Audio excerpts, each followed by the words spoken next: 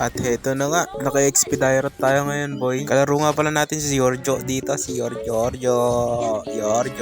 So pag naka-direct kayo, pwede kayo mag-cut lane dito, guys, as long as kaya nyo yung kalaban nyo, pag kaya nyo lang. Pero lagi nyo unahin yung second skill dito kasi pwede siyang umubod ng dito, ng shield or yung pampatigas ng kalaban. Tignan nyo dito, mabilis ko naubos yung labo-labo. Tapos pinasok ko na siya dito, so meron naman akong petrify and ayun, nabigyan ko naman siya dito. So habang kinuha yung crab dito, biglang dumating tong dalawa, kaya ayun, naparecall lang ako. So kung makikita nyo, meron yung kulay red sa baba ng buhay ni Tyrot. Masakit yan, guys, kapag ginamit yung second skill sa kalaban. Kagaya na ito, bigla siya mauubod yung kalaban dito, tapos mamamatay na lang yan ang walang dahilan. And di ko yung dahilan pag namatay kasi ganoon. Alright, di ko lang ba't di nakikipag-sap ng lintong lapo-lapo, pugong-pugo na siya sa lane ko dito. Lagi ko sinasabi, lagi nyo unahin yung malambot. Pag nasa clash kayo, hanapin nyo lagi malambot para makalamang kayo, kasi pag nagkulang yung kalaban, wala na, panalo na kayo. So ito na nga, makikita nyo dito sa clash na to, sobrang sakit ko, nauupo yun, nakikiisan lang talaga ako ng healthcare. Grabe talaga itong mga kasama ko, lalakas mangis. Kahit nasa turi, papasukin kita pari. Isang magandang gawin pag nasa XP lane kayo is mang micro na mga kalaban o katapat nyo. Kung makikita nyo, imuilag,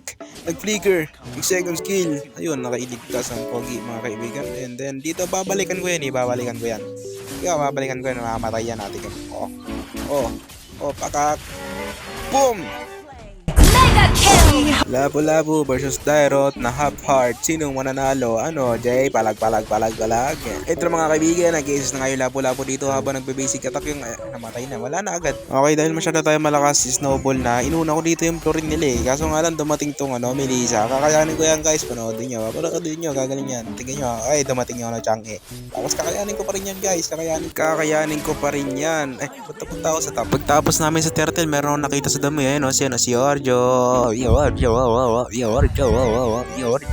Dito tamang push lang ako dito, tapos nakita ko si Giorgio.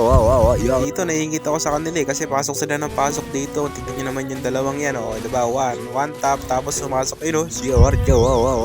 Papalag sana kami kaso biglang natapos Wala na, guys. Giorgio.